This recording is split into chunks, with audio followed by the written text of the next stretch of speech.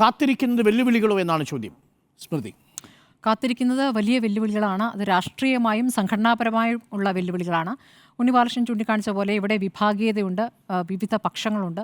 ഈ പക്ഷങ്ങൾ കണ്ട് മടുത്തിട്ടാണ് കേന്ദ്ര നേതൃത്വം നേരിട്ട് ഒരു പേര് നിർദ്ദേശിക്കുന്നത്. അങ്ങനെയാണ് രാജീവ് ചന്ദ്രശേഖർ എത്തുന്നത്. ഈ അവസാന നിമിഷം വരെ സുരേന്ദ്രന് ഒരു ഉറപ്പുണ്ടായിരുന്നു, അദ്ദേഹം തന്നെ ഇനി ഒരു തെരഞ്ഞെടുപ്പ് കാലം വരുന്നതുകൊണ്ട് അദ്ദേഹം തന്നെ തുടരാൻ സാധ്യതയുണ്ട് എന്ന ഒരു തോന്നലാണ് ഉണ്ടായിരുന്നത്. നമുക്ക് വന്നിരുന്ന വാർത്തകളും അങ്ങനെയായിരുന്നു, ഒരു പക്ഷേ അദ്ദേഹം തന്നെ തുടർന്നേക്കുമെന്ന്. പക്ഷേ അവസാന നിമിഷം കാര്യങ്ങൾ മാറി മറിഞ്ഞു. അദ്ദേഹത്തിന് അതിൻ്റെ ആ മ്ലാനത ഈ സ്ഥാനം കൈമാറുന്ന ചടങ്ങിൽ പോലും അദ്ദേഹത്തിൻ്റെ മുഖത്ത് നിന്ന് ആ വാട്ടം മാറിയിട്ടില്ല എന്നുള്ളതാണ്. അപ്പോൾ അദ്ദേഹത്തിന് അതൊരു ഷോക്കായിരുന്നു എന്ന് വേണം മനസ്സിലാക്കാൻ. ഇനിയിപ്പോൾ രാജീവ് ചന്ദ്രശേഖരൻ ഇങ്ങോട്ട് വരുമ്പോൾ രാജീവ് ചന്ദ്രശേഖരന് ഒറ്റയ്ക്ക് ഒരു കാര്യവും മുന്നോട്ട് കൊണ്ടുപോകാൻ പറ്റില്ലല്ലോ. ഉറപ്പായിട്ടും ഒരു നേതാവിനെ, ഒരു പുതിയ അധ്യക്ഷനെ തീരുമാനിക്കുമ്പോൾ കേന്ദ്ര നേതൃത്വത്തിന് കൃത്യമായ ചില ആലോചനകളുണ്ട്. ഇതുവരെ കേരളത്തിൽ BJP നേതൃത്വം പ്രവർത്തിച്ച പോലെ ആകരുത് ഇനി അങ്ങോട്ടുള്ള പ്രവർത്തനം. കേരളം പിടിക്കുക എന്ന വലിയ ലക്ഷ്യം, പ്രത്യേകിച്ച് ദക്ഷിണേന്ത്യയിൽ കൂടുതൽ ശ്രദ്ധ കേന്ദ്രീകരിക്കുന്ന സാഹചര്യത്തിൽ കേരളം പിടിക്കുക എന്ന ലക്ഷ്യത്തോടു കൂടി പ്രവർത്തിക്കാൻ പറ്റുന്ന ഒരു നേതാവ് വേണം.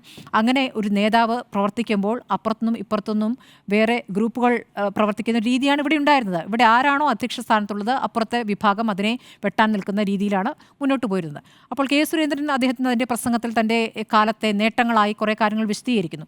അദ്ദേഹത്തിൻ്റെ കാലത്തുണ്ടായിരിക്കുന്ന മാറ്റങ്ങൾ എന്ന് വേണമെങ്കിൽ അതിനെ വിശദീകരിക്കാം. കാരണം BJPക്ക് ദേശീയ തലത്തിലുണ്ടായിരിക്കുന്ന സ്വീകാര്യതയുടെ തുടർച്ച കേരളത്തിലും ഉണ്ടായിട്ടുണ്ട്. അതിൻ്റെ ഭാഗമായിട്ട് വോട്ട് ഷെയർ കൂടിയിട്ടുണ്ട്.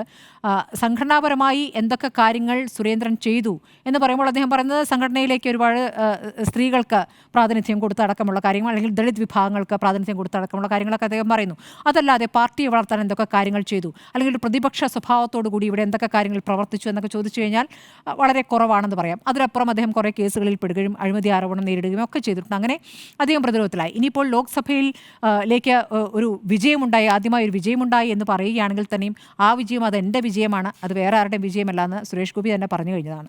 അതിലും ഒരു ക്രെഡിറ്റ് എടുക്കാൻ സുരേന്ദ്രൻ സാധിക്കില്ല. അതാണ് കഴിഞ്ഞ കഥ. ഇനിയിപ്പോൾ രാജീവ് ചന്ദ്രശേഖരൻ വരുമ്പോൾ രാജീവ് ചന്ദ്രശേഖരനെ സംബന്ധിച്ച് ഇനിയിപ്പോൾ നിലവിലുള്ള ടീം അസാധുവായിരിക്കുന്നു. ഇനിയൊരു പുതിയ ടീമിനെ പ്രഖ്യാപിക്കണം. ആ ടീമിൽ ആരൊക്കെ നിർത്തും? ഇപ്പോൾ ഉള്ള നേതാക്കൾ എന്ന് പറയുന്ന രണ്ട് വിഭാഗമായിട്ടാണല്ലോ ഇപ്പോൾ ഈ ജനറൽ സെക്രട്ടറിമാരിലുള്ളത്. Advocate P. സുധീർ എന്ന് പറയുന്ന നേതാവ് സുരേന്ദ്രൻ വിഭാഗത്തിനൊപ്പം നിൽക്കുന്ന നേതാവാണെന്നാണ് ഞാൻ മനസ്സിലാക്കുന്നത്. പിന്നെയുള്ളത് കൃഷ്ണകുമാർ ആയാലും അതെ. പിന്നെ അപ്പുറത്തുള്ളത് MT രമേശ്, സീനിയറായ നേതാവാണ്, അദ്ദേഹം ജനറൽ സെക്രട്ടറിയാണ്. MT രമേശിൻ്റെ പേരാണ് RSSന് താല്പര്യമുണ്ടായിരുന്നത്. പക്ഷേ ഈ പറയുന്ന വിഭാഗീയതയിൽ ഒരു പക്ഷത്ത് നിൽക്കുന്ന ഒരു നേതാവ് ഇവിടെ വന്നു കഴിഞ്ഞാൽ മറുപക്ഷം വെറുതെ ഇരിക്കില്ല എന്നുള്ളതുകൊണ്ടാണ് MT രമേശിന് ഇപ്രാവശ്യവും ആ ഭാഗ്യമില്ലാതെ പോയതെന്നാണ് ഞാൻ മനസ്സിലാക്കുന്നത്. ഇനി MT രമേശ് ഉൾപ്പെടുന്ന കൃഷ്ണദാസ് പക്ഷത്തിൽ MT രമേശിനെ ഒരു തരത്തിൽ രാജീവ് ചന്ദ്രശേഖരൻ ഒരു സമയത്ത് പിന്തുണച്ചായിരുന്നു അത്രേ. താങ്കളുടെ പേര് വരികയാണെങ്കിൽ ഞാൻ പിന്തുണയ്ക്കുമെന്ന് വരെ പറഞ്ഞിരുന്നു എന്നാണ് മനസ്സിലാക്കുന്നത്. അപ്പോൾ നേരെ തിരിച്ച് പിന്തുണയ്ക്കേണ്ട സാഹചര്യം വന്നിരിക്കുകയാണ്. ഇനി അങ്ങോട്ട് വരുമ്പോൾ ഈ ജനറൽ സെക്രട്ടറിമാരുടെ കാര്യത്തിൽ വരുന്ന തീരുമാനം, ആ പ്രഖ്യാപനമാണ് ആരാർക്കൊപ്പം നിൽക്കും, ആരൊക്കെ കൂടെ ഉണ്ടാകും എന്നതിലേക്ക് കാര്യങ്ങൾ കൂടുതൽ വ്യക്തത വരുത്തുക എന്നാണ് ഞാൻ കരുതുന്നത്. അത് വൈകാതെ ഉണ്ടാകുകയും ചെയ്യും. അതൊക്കെ കാലത്തേക്ക് മാറ്റിവെക്കാൻ പറ്റില്ല. തൻ്റെ ടീമിനെ അദ്ദേഹത്തിന് എന്തായാലും പ്രഖ്യാപിക്കേണ്ടി വരും. ആ ടീമിൽ ആരൊക്കെ, ആ നേതാക്കൾ എത്രത്തോളം കൂടെ നിൽക്കുന്നു. ഇനി ജില്ലാ തലത്തിലേക്ക് നോക്കിക്കഴിഞ്ഞാൽ ജില്ലാ ഘടകങ്ങളൊക്കെ ഇതിനകം തന്നെ വിവിധ ഗ്രൂപ്പുകളായി ഒക്കെ തിരിഞ്ഞ് എല്ലാം തിരഞ്ഞെടുക്കപ്പെട്ട് കഴിഞ്ഞിരിക്കുന്നു. അത് ഏതൊക്കെയാണെന്ന് A to Z ഇനി മനസ്സിലാക്കണം. ആർക്കൊപ്പം നിൽക്കുന്നു, അവരെ ഇനി തിരിച്ചിങ്ങോട്ട് കൊണ്ടുവരേണ്ടതുണ്ട്. അല്ലെങ്കിൽ ഗ്രൂപ്പില്ലാതെ പ്രവർത്തിക്കുന്ന രൂപത്തിൽ അവരെ മാറ്റിയെടുക്കേണ്ടതുണ്ട്. ഒരുപക്ഷേ ഇവിടെ ഇപ്പോൾ ദേശീയ നേതൃത്വം നിശ്ചയിച്ച പേര് വന്നു കഴിഞ്ഞു കഴിഞ്ഞാൽ സ്വാഭാവികമായി മാറുന്നവരുണ്ടാകാം, സ്വാഭാവികമായി മാറിയെന്ന് നടിച്ചുകൊണ്ട് പിന്നിൽ നിന്ന് കുത്തുന്നവരും ഉണ്ടാകാം. അപ്പോൾ ഇതൊക്കെ മനസ്സിലാക്കിക്കൊണ്ട് വലിയ ബുദ്ധിപൂർവ്വം അല്ലെങ്കിൽ മുന്നോട്ട് നീങ്ങുമ്പോൾ ആരാണ് അദ്ദേഹത്തിൻ്റെ കൂടെ നിൽക്കുക? ഒറ്റയ്ക്ക് ചെയ്യാൻ പറ്റില്ലല്ലോ. ഇവിടെ ഇപ്പോൾ സുരേന്ദ്രൻ സെക്രട്ടറി ആയിരുന്ന സമയത്ത് സംഘടനാ കാര്യങ്ങൾ ഒരാൾക്ക് ചുമതല, ഓഫീസ് കാര്യങ്ങൾക്ക് വേറെ ആൾക്ക് ചുമതല. അങ്ങനെയാണ് ജോർജ് കുര്യനും അതുപോലെ കൃഷ്ണകുമാറാണ് തോന്നുന്നു ചുമതല കൊടുത്തിരുന്നത്. അതുപോലെ ചുമതല കൊടുക്കാൻ അദ്ദേഹത്തിന് മുന്നിൽ ഏതൊക്കെ നേതാക്കളുണ്ട് എന്നതാണ് ഒരു പ്രധാനപ്പെട്ട ചോദ്യം. ഇനിയിപ്പോൾ അദ്ദേഹം ഒരു പുതിയ ശൈലിയുടെ, അല്ലെങ്കിൽ മോദി ശൈലിയുടെ ഒരു പിന്തുടർന്ന് വന്നിട്ടുള്ള നേതാവാണ്. കാരണം അദ്ദേഹത്തിന് സംഘടനാപരമായ പശ്ചാത്തലമില്ല എന്ന് പറയാം ഒരു തരത്തിൽ. പക്ഷേ അദ്ദേഹം ഈ വികസനവുമായി ബന്ധപ്പെട്ട് യുവാക്കളെ ആകർഷിക്കുന്ന തരത്തിലുള്ള പുതിയ രീതികളുമായി ബന്ധപ്പെട്ടൊക്കെ അദ്ദേഹത്തിൻ്റെ പേര് എടുത്തു പറയുമ്പോൾ അദ്ദേഹം പുതിയ കാലത്തുമായി യോജിച്ചു പോകുന്ന ഒരു നേതാവാണ്. അങ്ങനെ പുതിയ കാലവുമായി യോജിച്ചു വരുന്ന നേതാവ് വരുമ്പോൾ അങ്ങനെ പാർട്ടി പ്രവർത്തകരുടെ വലിയ പിന്തുണ വേണ്ട തെരഞ്ഞെടുപ്പ് കാലം വരുമ്പോൾ. അത് നമ്മളിപ്പോൾ ഹരിയാനയിൽ കണ്ടു, തെരഞ്ഞെടുപ്പ് സമയത്ത് ഡൽഹിയിൽ കണ്ടു. അത് വേറൊരു തരം മെക്കാനിസമാണ്. ഒരു ഏജൻസി ഏൽപ്പിക്കുന്നു, ഒരു ഡേറ്റ തയ്യാറാക്കുന്നു, അവിടെ ജയിക്കാനുള്ള തന്ത്രങ്ങൾ എന്തൊക്കെയാണെന്ന് മനസ്സിലാക്കുന്നു. അതിനനുസരിച്ച് അവിടേക്ക് യുവാക്കളുടെ ഒരു നിരയെ കൊണ്ടുവരുന്നത് പാർട്ടി പ്രവർത്തകരൊന്നും ആവണമെന്നില്ല. അവർ പ്രവർത്തിക്കുന്നു, അവർക്ക് കൃത്യമായി പണം നൽകുന്നു, അവരവിടെ പ്രവർത്തിക്കും, കൃത്യമായി അവിടെ കൊണ്ടുവരുന്ന സ്ഥാനാർത്ഥിയെ ജയിപ്പിക്കും. ആ തന്ത്രം കൊണ്ടുവരാമല്ലോ. ഈ നിയമസഭാ തെരഞ്ഞെടുപ്പിൽ ആ തന്ത്രം കൊണ്ടുവരാമല്ലോ. ആ തന്ത്രം കൊണ്ടുവരാൻ ഒരുപക്ഷെ അദ്ദേഹം ആലോചിക്കുന്നുണ്ടാവും. അദ്ദേഹത്തിനെ സംബന്ധിച്ച് ഇപ്പോൾ യുവാക്കളുടെ പിന്തുണ അല്ലെങ്കിൽ യുവാക്കൾ അടങ്ങുന്ന ഒരു വലിയ വിഭാഗത്തിന് പിന്തുണ തനിക്കുണ്ട് എന്ന് തെളിയിക്കുന്ന ഒരു തെരഞ്ഞെടുപ്പാണ് ലോക്സഭാ തെരഞ്ഞെടുപ്പിൽ നമ്മൾ കണ്ടത്.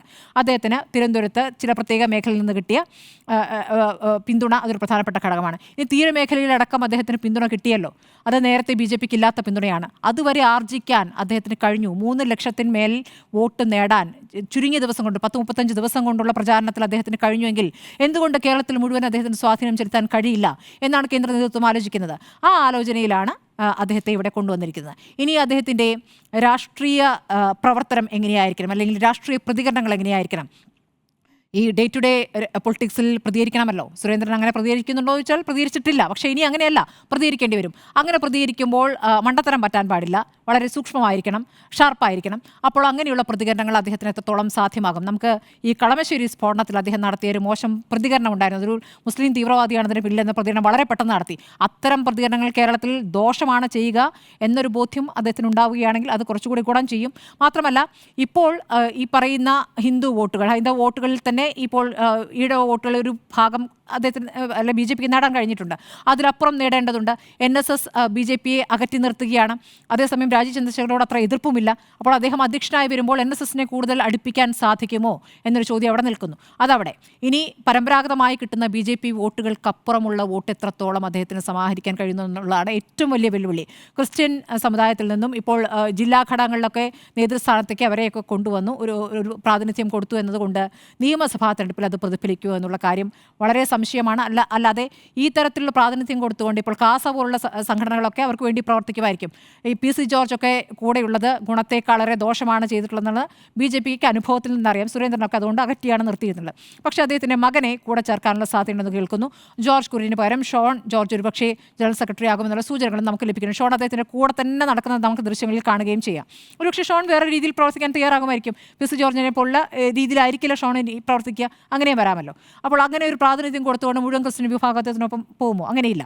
അപ്പോൾ മുന്നണിയിലേക്ക് അല്ലെങ്കിൽ ഈ NDAയിലേക്ക് കൂടുതൽ പിന്തുണ അല്ലെങ്കിൽ മറ്റ് പാർട്ടികളെ കൂടി വലിക്കാൻ പറ്റുമോ എന്നുള്ള സാധ്യത കൂടി പരിശോധിക്കേണ്ടി വരും. ഇപ്പോൾ കേരള കോൺഗ്രസ് ഒരു കാലത്ത് ചിലപ്പോൾ BJPയുമായി അടുത്തേക്കുമെന്നൊക്കെ വിചാരിച്ചതാണല്ലോ.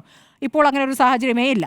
അങ്ങനെ സാഹചര്യം ഉണ്ടാക്കുന്ന തരത്തിൽ എന്തെങ്കിലും വാഗ്ദാനമോ എന്തെങ്കിലും കൊടുക്കുമോ, അത്തരം രാഷ്ട്രീയം അദ്ദേഹം പ്രവർത്തിക്കുമോ എന്നൊക്കെ അറിയേണ്ടതുണ്ട്. ഏതായാലും വെല്ലുവിളിയാണെന്ന കാര്യത്തിൽ ഒരു സംശയവുമില്ല. രാഷ്ട്രീയമായും സംഘടനാപരമായിട്ടും വെല്ലുവിളിയാണ്. അതിൽ കുറച്ചുകൂടി വ്യക്തത ഈ പറയുന്ന പോലെ അദ്ദേഹത്തിൻ്റെ ടീം രാജീവ് ആരാണ് എന്ന് പ്രഖ്യാപിക്കുന്നുണ്ട് വ്യക്തമാണ്.